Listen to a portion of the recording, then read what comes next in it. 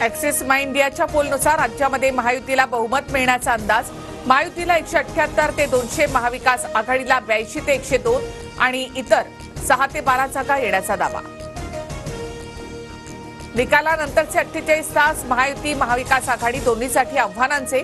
बहुमत किंवा बहुमताच्या जवळ आकडे असणाऱ्यांना फक्त 48 तास मुदत असेल। सत्तेच्या साव्या इतरांकडे गेल्यास हॉटेल पॉलिटिक्सची शक्यता।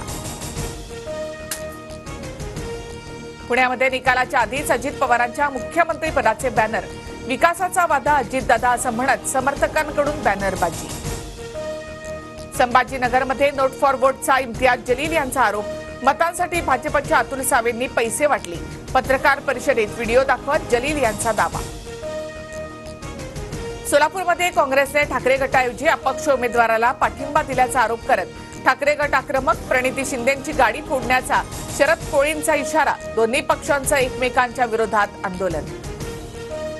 छत्रपती संभाजीनगरमधील सुरेश बनकर आणि अब्दुल सत्तार समर्थकांच्या राड्याचा व्हिडिओ समोर। संतापलेल्या जमावाच्या तावडीतून बनकरांना बाहेर जाण्यासाठी सत्तार यांच्याकडून मदत। 2014 मधील एका खटल्यामध्ये अजित पवारांना बारामती कोर्टाकडून समन्स। उमेदवाराला मतदान न केल्यास गावचं पाणी बंद करण्याची धमकी दिल्याचा याचिकाकर्ते सुरेश खोपडेंचा आरोप। मालवण पुतळा दुर्घटनेमधील आरोपी चेतन पाटीलला जामीन। 25,000च्या जात मुचलक्यावर मुंबई हायकोर्टाकडून जामीन मंजूर। कांगारूंच्या धर्तीवर विजयोत्सव साजरा करण्यासाठी टीम इंडिया सज्ज। उद्यापासून बॉर्डर गावस्कर ट्रॉफीला सुरुवात होणार। रोहित शर्मा पहिल्या कसोटीला मुकणार।